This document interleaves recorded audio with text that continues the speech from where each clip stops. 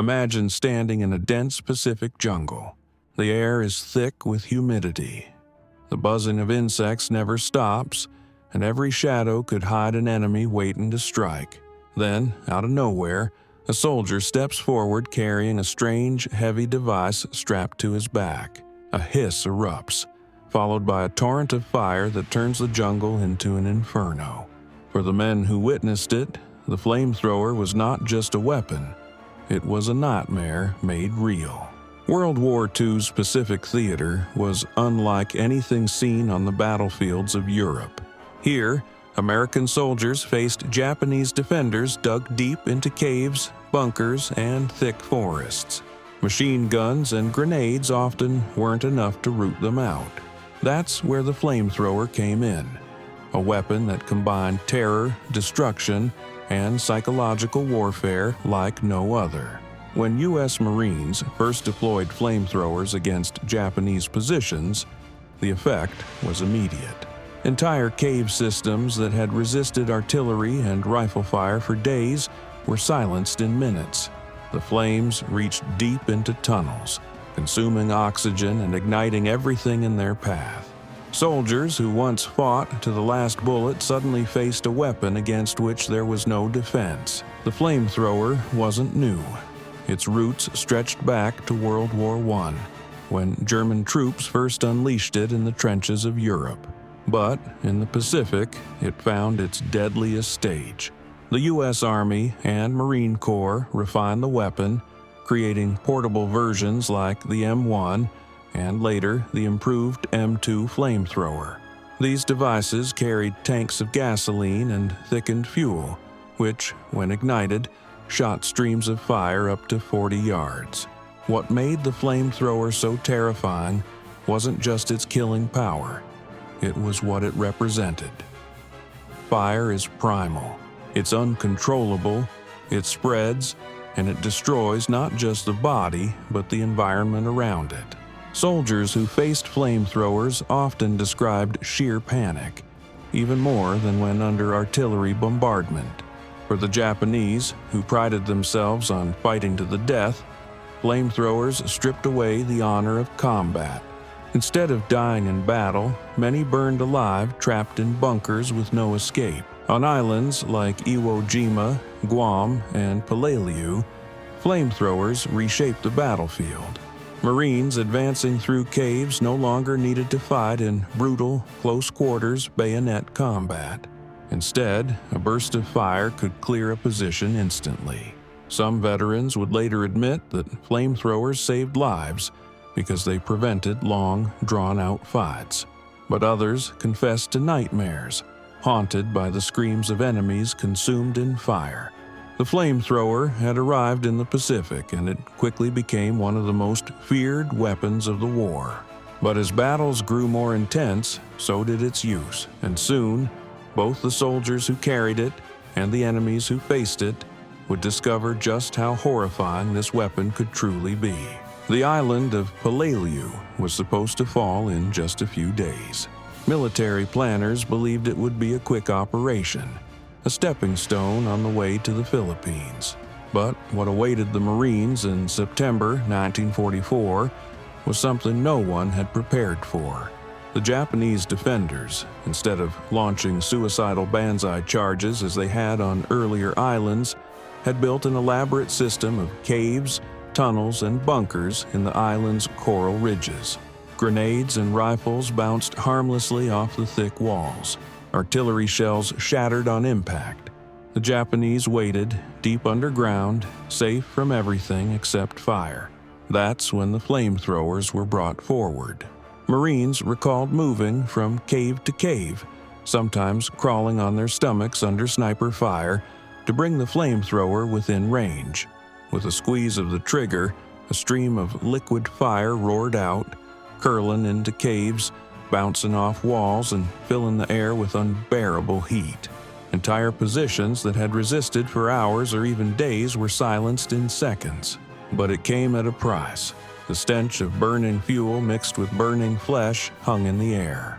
Survivors of Palau later admitted that the memories of what they saw and what they did followed them for the rest of their lives.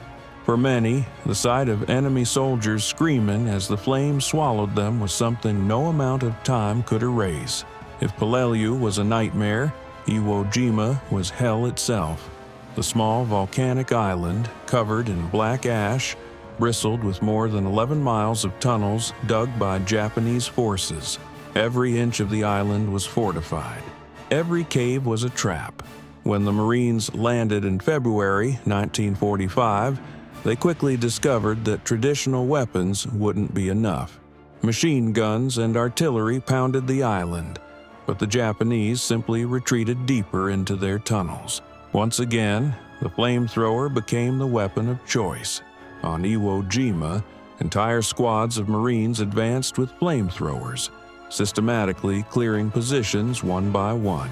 The island echoed with the sound of fire roaring into the darkness, followed by silence, or the chilling screams of those trapped inside. American combat footage from Iwo Jima shows flamethrowers shooting fire into cave mouths, with thick black smoke belching out seconds later. To the Marines outside, it meant the position was neutralized. But what happened inside those caves was far beyond imagination. For the Japanese defenders, flamethrowers were the most feared weapon on the island. Some chose suicide rather than face fire. Others tried desperate last charges, preferring death by bullets than burning alive. In captured diaries, Japanese soldiers described flamethrowers as the weapon of demons. But the Marines who carried these weapons suffered in their own way. Flamethrower operators were prime targets. The tanks on their backs made them stand out, and a single bullet or piece of shrapnel could ignite the fuel, turning the operator into a human torch. Many Marines recalled the unbearable fear of being hit before they could even fire a single burst. Even those who survived carried heavy memories. One veteran described it years later. "I never forgot the sound, the roar of the flame, the screams from the caves. It was war at its most brutal, and it never left me." Peleliu and Iwo Jima proved beyond doubt that the flamethrower could break even the strongest defenses, but it also revealed the horrific price of using fire as a weapon. The nightmares were not only for those who faced the flames, but also for those who carried them. And as the war drew to a close, the legacy of the flamethrower would spark new questions. Was this weapon a lifesaver, or a tool of terror that crossed the line of humanity? They were called flamethrower men. In every Marine or Army unit, only a handful carried this weapon. It was heavy, it was dangerous, and it painted a giant target on their backs. The flamethrower itself weighed close to 70 pounds, with tanks of fuel strapped to the operator's shoulders. Moving through dense jungle or volcanic ash with such a burden was exhausting. But the real weight was psychological. Everyone knew that if a flamethrower man was hit, the results could be catastrophic. Imagine carrying 2 tanks filled with gasoline on your back while advancing toward an enemy bunker. Every Japanese soldier knew what you were carrying, and they aimed for you first. Flamethrower operators described the constant fear that a bullet or piece of shrapnel would puncture their tanks. In many cases, it wasn't just death they feared. It was the idea of being consumed by their own weapon. One Marine later said, "You never forgot that you were carrying death not just for the enemy, but maybe for yourself too." Not just anyone could carry the flamethrower. Operators were carefully selected, often for their strength and endurance. They trained to handle the weight, to operate the valves, and to ignite the fuel without hesitation. The weapon required precision. Too close, and the operator risked being caught in the backdraft of flames. Too far, and the stream lost its power. They had to learn the perfect distance between life and death. Flamethrower men also trained with infantry squads because they never fought alone. Riflemen provided cover, protecting them from snipers. Without that protection, flamethrower operators rarely survived for long. Within their own units, flamethrower men were both respected and pitied. Respected, because their weapon could break positions no one else could. Pitied, because everyone knew their life expectancy was often shorter than others. In some battles, flamethrower operators were rotated quickly, because the pressure, physical and mental, was too much to endure for long. Carrying the weapon made you a hero in one moment, and a doomed man in the next. One Marine recalled, "Whenever we saw a flamethrower man going forward, we all prayed for him. He carried fire, but he also carried the heaviest burden of us all." But there was another side. It wasn't just the risk of being targeted. It was the trauma of what the flamethrower did. Unlike rifles or machine guns, fire was slow and merciless. Soldiers spoke of hearing screams from inside caves, long after the flames had gone out. Some admitted they avoided, thinking about what happened to the enemy once the fire reached them. Others carried guilt for the rest of their lives. One operator confessed years later, "I used it because I had to, but I never stopped seeing their faces. I never stopped hearing their voices." To their comrades, flamethrower operators were lifesavers. By destroying enemy positions, they prevented countless American casualties. Yet, to themselves, they were often haunted men. Men who had seen too much and done too much with fire as their weapon. As the war neared its end, the flamethrower had proven both its effectiveness and its horror. But questions remained. Could such a weapon ever be justified? Did the fire save lives by shortening battles? Or did it cross a moral line that should never have been crossed? The final chapter of the flamethrower's story would not be written on the battlefield, but in the halls of military planners and in the memories of those who survived. By the end of World War II, the flamethrower had earned a terrifying reputation. On the battlefield, it was effective. Against bunkers, caves, and pillboxes, it was unmatched. But outside the battlefield, its image was darker. To many, it symbolized cruelty more than victory. After 1945, the U.S. military continued to use flamethrowers in Korea, and even in the early stages of Vietnam, yet with every conflict, the controversy grew stronger. The question was simple, but troubling. Was the flamethrower a necessary tool of war, or a weapon that crossed the line of humanity? Rifles killed, bombs destroyed, but fire was different.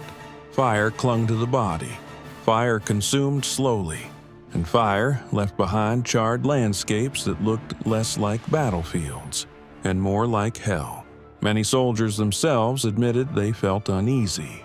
Even if the weapon saved their own lives, the way it killed weighed heavily on their conscience. By the 1970s, the flamethrower was officially retired from U.S. military service. The world was changing. International pressure grew. Humanitarian organizations called it inhumane. The United Nations later classified flamethrowers under weapons that caused unnecessary suffering and, while not outright banned in all circumstances, their use became rare, seen as a relic of a brutal past. Today, no modern Western military carries the backpack flamethrower. Its role has been replaced by more precise weapons, explosives, missiles, and drones. The image of a man walking into battle with tanks of fuel on his back is now history. But for the men who once bore that burden, the memory never ended.